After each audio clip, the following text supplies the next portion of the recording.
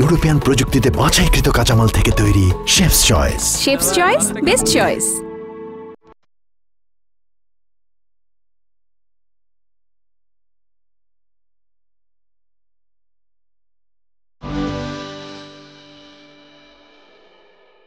প্রিয় দর্শক, আপনাদের সবাইকে আমন্ত্রণ জানাচ্ছি আর টিভির আয়োজনে শেফস চয়েস দাওয়াতের রান্না অনুষ্ঠানে। আপনাদের সাথে পুরো আয়োজন জুড়ে থাকছি আমি তমা রশিদ। দর্শক, আজ আমার দাওয়াতের এই আয়োজনে এমন একজন মানুষ এসেছেন যিনি আপনাদের অনেক পছন্দের, আমারও খুব পছন্দের জনপ্রিয় অভিনেতা এবং গুণী নির্মাতা মীর সাব্বির ভাইয়া।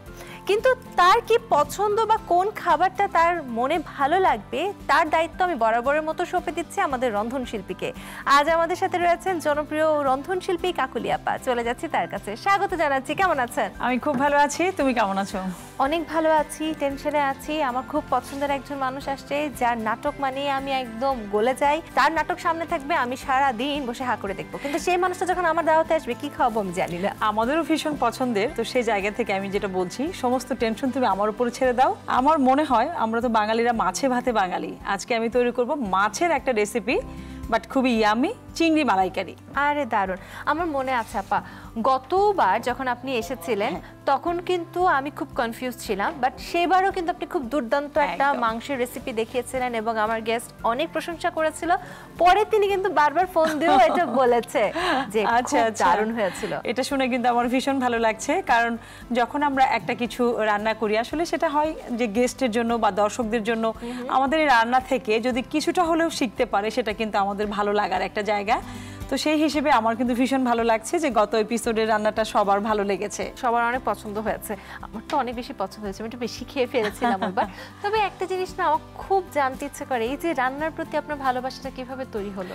আসলে রান্নার প্রতি ভালোবাসা যেটা হচ্ছে যে আমি যখন ক্লাস 9-10-এ পড়ি তখন থেকেই একটু একটু করে মার পেছনে পেছনে একটু ঘুরঘুর করতাম। আর আমাদের সেই সময়টাতে ছোটবেলায় কিন্তু এত রান্নার ভেরিয়েশন ছিল না। সেই ছোটবেলাতে বিকেলের নাস্তা মানেই কিন্তু একটু হয়তো কেক বা একটু বিস্কিট, কেনা নাস্তা বা বাসায় হাতে বানানো একটু পিঠা। ওই সময়তে কিন্তু তখনও আমরা বার্গার বা স্যান্ডউইচের টেস্ট আমরা পাইনি। তো ঘরে বানানো টুকটাক খাবারগুলো খেয়েই কিন্তু আমরা বড় হয়েছি। তো আমি আমার মাকে দেখেছি খুব যত্ন সহকারে রান্না করতেন এবং পরিমাপ বুঝে রান্না করতেন। এই বিষয়টা আমার ছোটবেলা থেকে মাথায় খুব ঢুকতো যে মা এত যত্নশীল কেন। তো যেদিন আমার স্কুল বন্ধ থাকতো, বিকেলের খাবার দাবারটা বা একটু হালকা নাস্তার যে ব্যাপারটা সেটা আমি চেষ্টা করতাম রান্নাঘরে গিয়ে করার জন্য।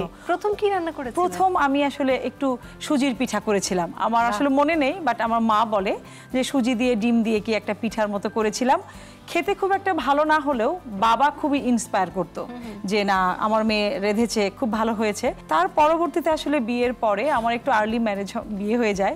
তখন বিয়ের পরে দেখলাম যে হাজব্যান্ড খুব বাজার করতে পছন্দ করে। আচ্ছা। তো এত বাজার করতে পছন্দ করে আমাকে চিন্তা করতে হতো যে নিত্য নতুন কি খাবার আমি ট্রাই করব বা কিভাবে কি করব।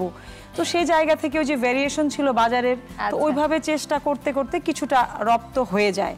পরবর্তীতে যখন আসলে হাজব্যান্ডের চাকরির সূত্রে ঢাকায় আসি, আমি চিন্তা করলাম যে না, রান্না খেয়ে অনেকেই পছন্দ করে এবং অ্যাপ্রিসিয়েট করে।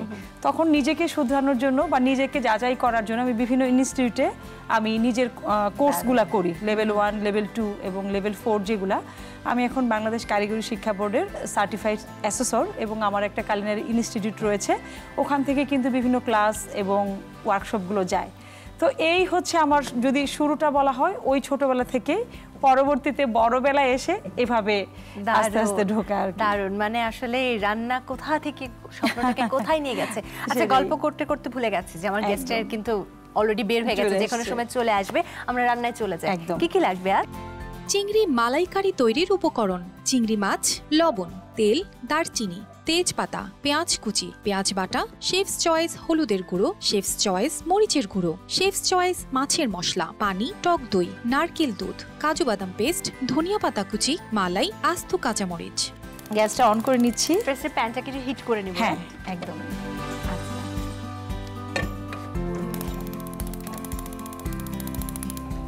আমি তেলটা দিয়ে দিচ্ছি। কতটুকু পরিমাণ তেল? হ্যাঁ, তেলটা আমি দিব এখানে। আমার যে পরিমাণ মাছ রয়েছে তাতে করে 3 টেবিল স্পুন মোটামুটি লাগবে। আচ্ছা, অল্প তেলে আসলে রান্নাটা সারার চেষ্টা করা হচ্ছে, সেটাই আমরা ট্রাই করব। কি কি প্রয়োজন? আচ্ছা, এটা এখন মেরিনেট করতে হবে। মেরিনেট বলতে খুব বেশি কিছু না, জাস্ট আমি একটু সল্ট দিয়ে আমি এটাকে একটু মেখে নেব। কেউ চাইলে 30 মিনিট আগেও এটাকে একটু লবণ দিয়ে একটু মেখে নিতে পারে। আচ্ছা, আর যেহেতু আমি চুলার হিটটা ব্যালেন্স করেই রান্নাটা করব, সেক্ষেত্রে মেরিনেট যদি নাও করা থাকে তাতে করে কোনো সমস্যা নেই। আচ্ছা, আমার মনে হয় আধা ঘন্টা আগে মেরিনেট করে রেখে দিলে ভালো। সেক্ষেত্রে রাখাও যেতে পারে। আর চিংড়ি মাছ আরেকটু বলে দিচ্ছি আমি এখানে, যেহেতু চিংড়ি মাছ কিন্তু খুব অল্প সময়ে হয়ে যায়, যদি আমি খুব বেশি তাপমাত্রা দেই এবং সময়টা দীর্ঘক্ষণ রাখি তখন কিন্তু মাছটা একটু রাবারি টেস্ট আসবে এবং শক্ত হয়ে যাবে, হার্ড হয়ে যাবে। এটা কিন্তু অনেকে আমরা না জেনে এই কাজটা করি, যে চুলায় দিয়ে আমরা অনেকক্ষণ ধরে জাল দিতে থাকি, তখন কিন্তু মাছটা সফট থাকে না, হার্ড হয়ে যায়।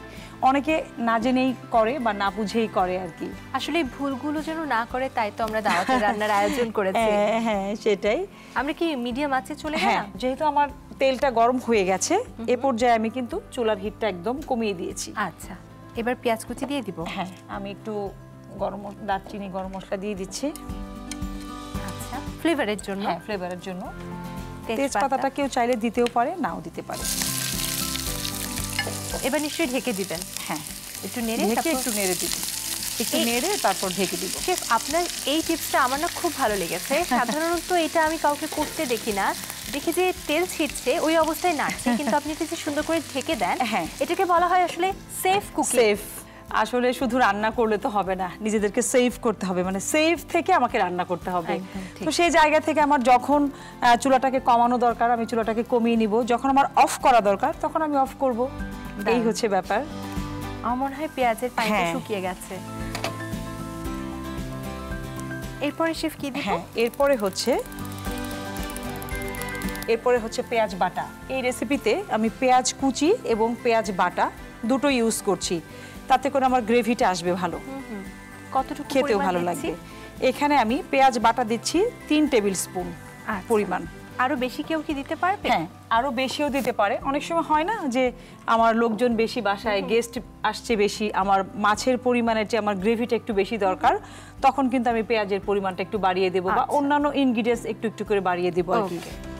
এখন মূল ব্যাপারটা হচ্ছে কি, যে রান্নাটা যখন আমরা মাথায় সেট করে নিব তখন কিন্তু মেইন ইনগ্রিডিয়েন্টসকে মাথায় রেখে আমার অন্যান্য উপকরণগুলোকে ভাগ করে নিতে হবে। আমার মেইন উপকরণ যদি খুব বেশি না হয়, অন্য উপকরণ যদি আমি বেশি দেই, তখন কিন্তু আমার ফুডের টেস্ট বলেন বা কালার বলেন সবকিছু কিন্তু ডাউন হয়ে যাবে।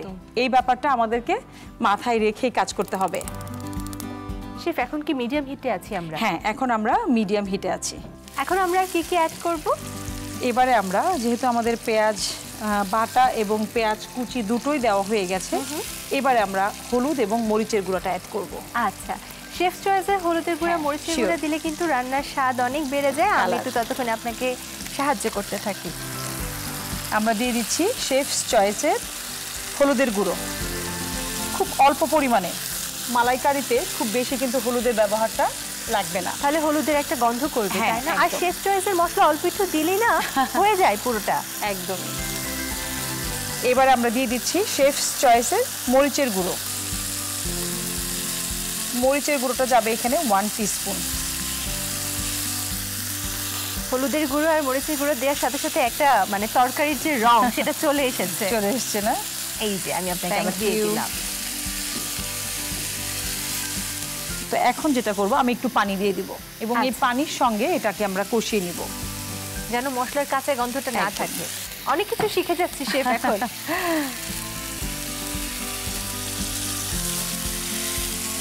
এবার যেটা করব, যেহেতু আমাদের এটা হচ্ছে ফিশের একটা রেসিপি আমরা করছি, শেফস চয়েসের স্পেশাল কিন্তু একটা মাছের মশলা আছে। আচ্ছা, তাতে করে আমাদের এই রেসিপিটাকে টেস্ট আরেকটু কিন্তু বেড়ে যাবে। আচ্ছা, যে কোনো মাছের সাথে এই মশলাটা ব্যবহার করা যেতে পারে। এবার কিন্তু আমরা শেফস চয়েসের মাছের একটা মশলা ইউজ করছি, তাতে করে আমার এই চিংড়ি মালাইকারির টেস্টটা কিন্তু আরেকটু বেড়ে যাবে। যে কোনো মাছের ব্যবহার করা যাবে? যে কোনো মাছের ক্ষেত্রে ব্যবহার করা যেতে পারে। দারুণ। এটা কতটুকু দিব? হ্যাঁ, এটাও খুব অল্প পরিমাণে দিলেই কিন্তু এর টেস্ট এবং ফ্লেভার দুটোই চলে আসবে। আমরা এখানে 1 টিস্পুন দিচ্ছি। আচ্ছা, একটু নেড়ে দিয়ে সাহায্য করি। Thank you. পানি দিয়ে প্রয়োজন আছে কি? হ্যাঁ, অল্প অল্প করে আমরা পানি দিচ্ছি, যেন আস্তে আস্তে আসলে কষানোর যে ব্যাপারটা, এটা স্বাদ ভালো থাকে। আমার মনে হয় এটা কষানোর জন্য 2 মিনিট সময় প্রয়োজন আছে, তাহলে সেই সময়টুকুতে একটা ছোট্ট বিরতি নিয়ে আসি। শিওর। প্রিয় দর্শক, শেফস চয়েস দাওয়াতের রান্না থেকে নিচ্ছি ছোট্ট একটা বিরতি। বিরতির পর আবারও চলে আসবো আমাদের আজকের রেসিপি নিয়ে, আমাদের সাথেই থাকুন।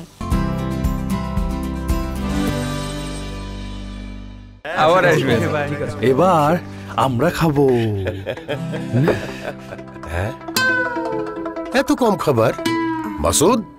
আব্বা 12 কেজি মাংস এনেছি। আর 3টা বড় মাছ তুলা ভাই। তাহলে কি চেঞ্জ হলো? মশলা নতুন শেফস চয়েস। যদি চান এমনই সুস্বাদু খাবার যা চেটেপুটে হবে শেষ, তাহলে নিন ইউরোপিয়ান প্রযুক্তিতে বাছাইকৃত কাঁচামাল থেকে তৈরি chefs choice. Chefs choice, best choice. Crystal Grains, quality matters.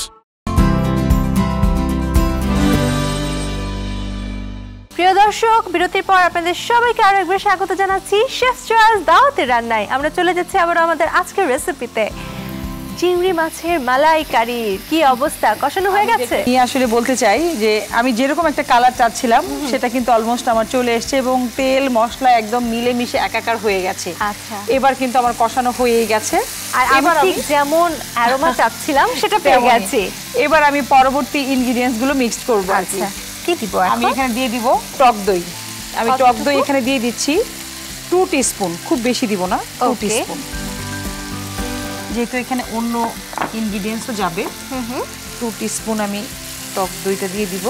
এই রেসিপিতে কিন্তু একটু মাইল্ড হয় সাধারণত, খুব বেশি স্পাইসের ব্যবহার থাকে না, একটু টেস্টটা একটু ইয়া থাকে, সফট, এবং হয় না যে খুব বেশি একদম কালারফুল, একদম রেডিশ কালার হবে না, একটু মাইল্ড কালার হবে। একটু চিংড়ি মালাইকারি সাধারণত যেমনটা হয় এরকমটাই আমাদের চোখে দেখে ভালো লাগে। আমার তো চোখে ভাসছে আর কি, হ্যাঁ, রংটা সেটাই। ভাসছে। আমাদের মোটামুটি এখনকার মতো মশলা দেয়া শেষ। এবার যেটা করব, আমি মাছগুলোকে দিয়ে দিব। আচ্ছা, চিংড়ি মাছ রান্না করা আসলে সহজও আবার কঠিনও।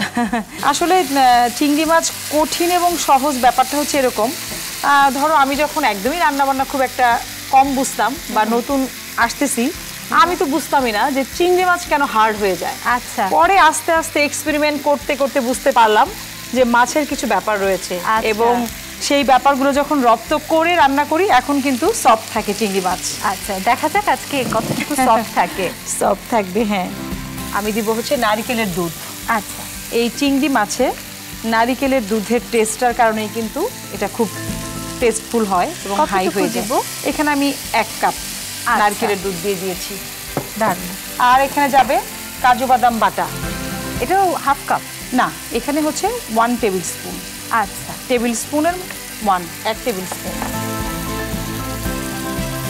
মানে যেই রেসিপিতে যেই বিষয়গুলো না হলে হয় না আর কি, হ্যাঁ, যেটা আসলে সেটার সাথে যায় না সেটাই। দিলে হবেই না রেসিপিটা। কালার কিন্তু অলরেডি চলে এসেছে। হ্যাঁ। শেফ চয়েসের আসলে গুঁড়ো মশলাগুলো ব্যবহার করলে একদমই। খুব সহজেই কালার চলে আসে। আসলে হয় কি, যেহেতু আমরা রান্নার মানুষ, আমাদেরকে এমনও হয় যে টানা 2 দিন বা 3 দিন রান্না করতে হচ্ছে শুধু ঘুমের সময়টুকু বাদ দিয়ে।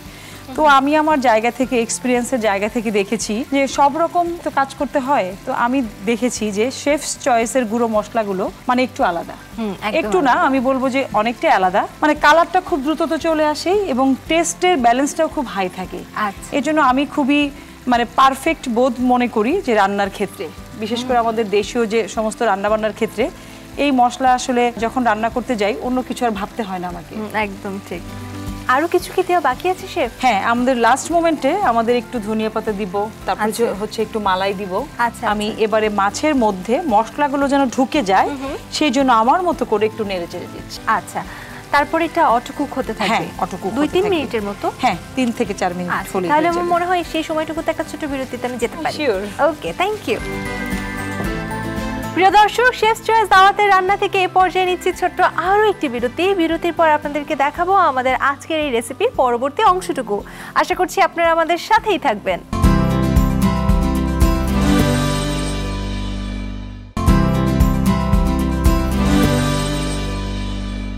প্রিয় দর্শক, বিরতির পর আপনাদের সবাইকে আরো একবার স্বাগত জানাচ্ছি শেফস চয়েস দাওয়াতের রান্নায়। আবারও চলে যাচ্ছে আমাদের আজকের রেসিপিতে।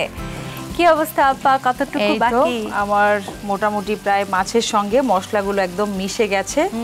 এবার যেটা করব, আমি শেষ মুহূর্তে একটু ধনিয়া পাতা দিয়ে দিচ্ছি, আচ্ছা তাতে করে কালারটাও ভালো লাগবে খেতে। হয়ে যাবে তো না? আমার কিন্তু খেতেও। গেস্ট যে কোনো সময় চলে হ্যাঁ আসবে। সমস্যা নাই, আমার আর একদম শেষ পর্যায়ে আছে, আমি একটু দমে দিব, আচ্ছা, তাহলে আমার হয়ে যাবে। আচ্ছা। এখানে আমি বলেছিলাম যে ঘন দুধের একটু মালাই আছে, তাতে করে এই রেসিপির টেস্ট আরো বাড়বে, সেটা আমি দিয়ে দিচ্ছি। মনে হচ্ছে খুব মজাদার হয়েছে। হ্যাঁ মজাদার তো সুন্দর লাগবে। একটা অ্যারোমা আসছে। উফ, হ্যাঁ যে কোনো সময় আমার গেস্ট চলে আসবে, আমার মনে হয় অ্যারোমাতেই তিনি আজ বুঝে আমি যাবেন একটু কি রান্না কাঁচামরিচ হচ্ছে। দিয়ে দিব এখানে, কারণ কাঁচামরিচটা যদি আমি আগে ইউজ করি তাহলে কিন্তু ফ্লেভারটা ডাউন হয়ে যায়। আচ্ছা, আমরা জানি সেই ব্যাপারটা। কত কিছু শেখার আছে। হ্যাঁ কাঁচামরিচটা অবশ্যই শেষ মুহূর্তেই দিব আমরা, তাতে করে এর ফ্লেভারটা আমরা ধরে রাখতে পারবো। ওকে, একটা পাকা মরিচও আছে দেখছি। হ্যাঁ তাকে দেখতে ভালো লাগে। এবার যেটা করব, সামান্য একটু গরম পানি দিয়ে আমি একটু ঢেকে রেখে দিব, তাহলে আমার হয়ে যাবে। দারুণ, বেশিক্ষণ লাগবে না তো না ঢেকে দেওয়ার 2 পর? থেকে 3 মিনিট। আচ্ছা, ততক্ষণে আমার মনে হয় গেস্টও চলে আসবে। হ্যাঁ একদম, মনে হয় গেস্ট চলে আসছে, আমি রিসিভ করে নিয়ে ওকে। আসি।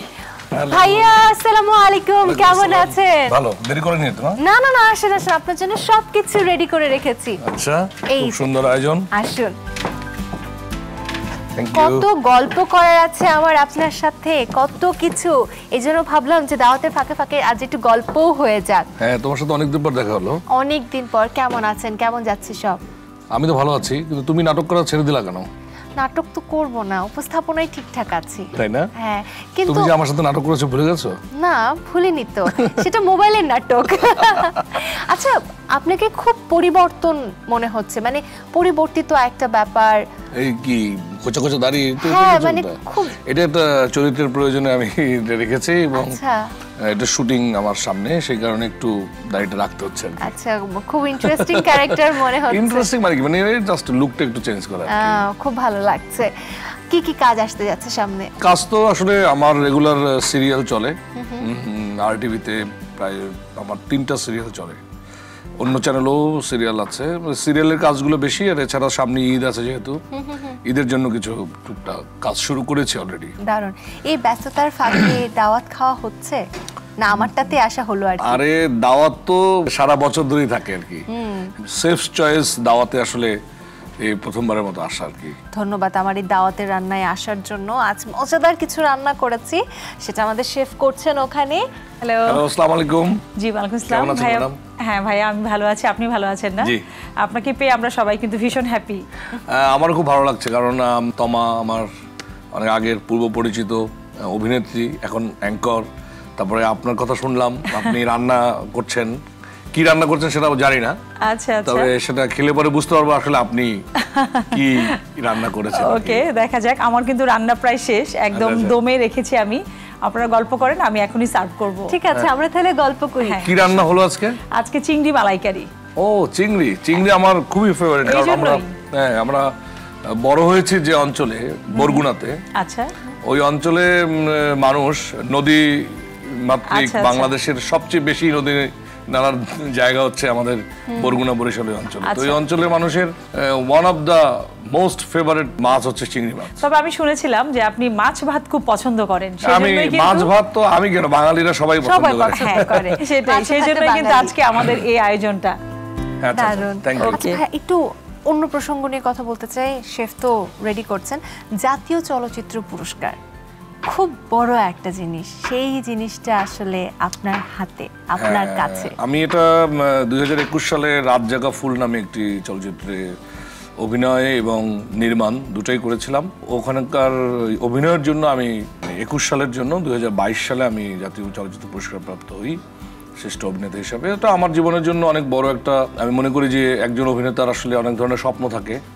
হ্যাঁ, তো রাষ্ট্রীয়ভাবে সেই সম্মানটা যখন আমি পেয়েছি, আমি মনে করছি যে এই কাজটি আমাকে অনেক বছর, অনেক দিন পর্যন্ত মানুষের কাছে বাঁচিয়ে রাখবে। একদম, আসলে অনেক বড় একটা ব্যাপার, মানে চিন্তা শক্তিগুলোকে ভিজুয়ালি রূপান্তর করা, কল্পনাকে আমি বাস্তবে রূপদান করার জন্য চেষ্টা। এটা আসলে চ্যালেঞ্জ যতটা না, তার চেয়ে আমার কাছে মনে হয় যে অনেক বেশি এটা সৃষ্টির একটা অন্যরকম আনন্দ মনে হয় আমার। আচ্ছা, গান তাহলে আমি আজ না শুনি, কিন্তু একটা ডায়লগ তো শুনবই। কত ডায়লগ আমার, একটু আমি 25 সহজ করে বছরের দিই তাহলে। কত যে সংলাপ বলেছি, সব সংলাপ যদি মনে রাখতে পারতাম তাহলে তো একটা বিশাল মানে কি যে হয়তো আল্লাহ। তাহলে আমি এখন সবগুলো তো এখন আমি রাত জাগা ফুলের একটা ডায়লগস আমি এই মুহূর্তে বলতে পারি যতটুকু মনে আছে। একটা দৃশ্য ছিল, ছেলেটি রইস সে প্রকৃতি পছন্দ করে, তো গাছ তার প্রকৃতির একটা অন্যরকম বন্ধু। আচ্ছা, সে গাছকে জড়িয়ে ধরে বলছে যে দোস্ত, এই দোস্ত কথা কস না কেন দোস্ত, কথা ক, একটু কথা ক, অনেক দিন হয় তুই আমার লগে কোনো কথা কস না, তোর লগে না আমার অনেক মিল। কি মিল জানোস? তুই যে জিনিসটা ছাড়স আমি সেই জিনিসটা লই। দোস্ত, ও দোস্ত কথা ক না দোস্ত, কথা ক দোস্ত, একটু কথা ক দোস্ত, একটু কথা ক। দারুণ, মানে সুন্দর, মানে একটি গাছের সঙ্গে বন্ধুত্ব, মানে প্রকৃতির সঙ্গে আমাদের যে ভালোবাসা, যে বলছি যে তোর সাথে আমার অনেক মিল, একদম, আবার তোর সাথে আমার অনেক অমিলও আছে। কি, তুই যেটা ছাড়স আমি সেটা নেই, আর আমি যেটা ছাড়ি তুই সেটা নিস। এটা কিন্তু ওই যে আমরা অক্সিজেন এবং কার্বন ডাই অক্সাইডের কথা বলছি, সেটাই আমরা এইভাবে করে বোঝানোর চেষ্টা করেছি। কারণ এই ছেলেটি না বুঝেই বলছে, কিন্তু কত বড় কথা বলছে রইস একটা গ্রামের, সে বলল কোত্থেকে, এইটা নিয়েই আসলে রইসের চরিত্রটি দাঁড়ায়। আমার মনে হয় আমাদের খাবারও প্রস্তুত হয়ে গেছে গল্প করতে করতে। আমাদের কিন্তু হয়ে গেছে, আমি নিয়ে আসতে পারি এখনই। নিশ্চয়ই। আপনি নিয়ে আসবেন নাকি আমরা আসবো আপনার কাছে? চলে আসি, আমি আজকে আমি সার্ভ করি। আচ্ছা আসুন, প্লিজ বসেন। থ্যাংক ইউ শেফ, দেখতেই তো অনেক লোভনীয় মনে হচ্ছে। আমি নিয়ে আসছি, এখন তোমার দায়িত্ব হচ্ছে ভাইয়াকে সার্ভ করা। আমি সার্ভ করে দিচ্ছি। এটা কি চিংড়ি? এটা কিন্তু আমাদের দেশে কি বলা হয় জানেন? শলা চিংড়ি। শলা চিংড়ি। আচ্ছা আপা, আমি যে উনাকে আজ দাওয়াত দিয়ে নিয়ে আসলাম, এত সুন্দর একটা রেসিপি আপনি দেখালেন, কিন্তু স্পেশালিটি কি এখানে? স্পেশালিটি হচ্ছে এটা একদম, যেহেতু ভাইয়া মাছ খুব পছন্দ করে এবং শেফস চয়েসের স্পেশাল একটা মাছের মশলা দিয়ে আমি করেছি, এবং এটা খাওয়ার পরেই ভাইয়া বুঝতে পারবে এটার স্পেশালিটিটা কোথায়, এবং তুমিও সেটা বুঝতে পারবে। দেখা যাক কি অবস্থা। Okay, please enjoy. Thank you, thank you. এত চমৎকার রান্না। মালাইকারি সাধারণত আমরা অনেক অন্য জিনিসের নাম শুনি, কিন্তু চিংড়ির মালাইকারি আসলে একদমই নতুন না? আচ্ছা তাহলে একটু দেখি, এই পাশে নিয়ে আসি না? নিশ্চয়ই। আচ্ছা আমি একটু ভাতটা নিয়ে নিই। হ্যাঁ আচ্ছা ঠিক আছে, তারপর আমি অল্প ভাত নিয়ে তারপরে দেখি জিনিসটা কেমন লাগলো। নিশ্চয়ই ভালো লাগবে, কারণ শেফ চয়েস দিয়ে যেহেতু তৈরি। হ্যাঁ দেখি, তুলে দিচ্ছি। এই যে ট্রাই করে বলুন কি অবস্থা আজকে রান্না। আসলে ভাত মাছ এগুলো আসলে হাত দিয়ে না গেলে বোঝা যায় না, তাই না? একটু টেস্ট করে দেখি আগে। হ্যাঁ হ্যাঁ নিশ্চয়ই। কেমন হয়েছে? আমার মনে হয় পরীক্ষায় পড়ে গেলাম। ওয়াও, খুব মজা হয়েছে। Thank you. এবং মনে হচ্ছে মায়ের হাতের রান্না খাচ্ছি। ও মাই গড, মানে আমাদের, হ্যাঁ মানে আমার মা যখন রান্না করতো আমরা ছোটবেলায় খেতাম, সেটা যে টেস্ট, কিংবা আমার বোন যেভাবে রান্না করতো, কিংবা আমার স্ত্রী যেভাবে রান্না করে, সবকিছু মিলেমিশে একাকার হয়ে গেছে। থ্যাংক ইউ, অসংখ্য ধন্যবাদ শেফ এত সুন্দর একটা রেসিপি শেয়ার করার জন্য। এবং আমিও এই আড্ডায় কিছুক্ষণের মধ্যে যুক্ত হয়ে যাব আবারও। আমি তাহলে ঝটপট বিদায় নিয়ে নিই, তাহলে আরো আড্ডা হবে। প্রথমে একটি পাত্রে চিংড়ি মাছ লবণ দিয়ে মাছগুলো মেরিনেট করে নিতে হবে। এবার একটি প্যানে পরিমাণ মতো তেল নিতে হবে। তেল গরম হয়ে এলে দারুচিনি, তেজপাতা, পেঁয়াজ কুচি, পেঁয়াজ বাটা, শেফস চয়েস হলুদের গুঁড়ো, শেফস চয়েস মরিচের গুঁড়ো, শেফস চয়েস মাছের মশলা পানি দিয়ে হালকা কষিয়ে নিতে হবে। এরপর কষানো হয়ে এলে তাতে টক দই, আগে থেকে মেরিনেট করে রাখা চিংড়ি মাছ, নারকেল দুধ, কাজু বাদাম পেস্ট, ধনিয়া পাতা কুচি, মালাই, আস্ত কাঁচামরিচ গরম দিয়ে কিছুক্ষণ রান্না করে নামিয়ে পরিবেশন করুন মজাদার চিংড়ি মালাইকারি। প্রিয় দর্শক, এই ছিল আমাদের আজকে শেফস চয়েস দাওয়াতের রান্নার আয়োজনে। আবারও দেখা হবে আপনাদের সাথে আগামী পর্বে নতুন অতিথি ও রেসিপির সঙ্গে নিয়ে। সেই পর্যন্ত সবাই ভালো থাকুন, সুস্থ থাকুন, আর টিভির সাথেই থাকুন। আল্লাহ হাফেজ।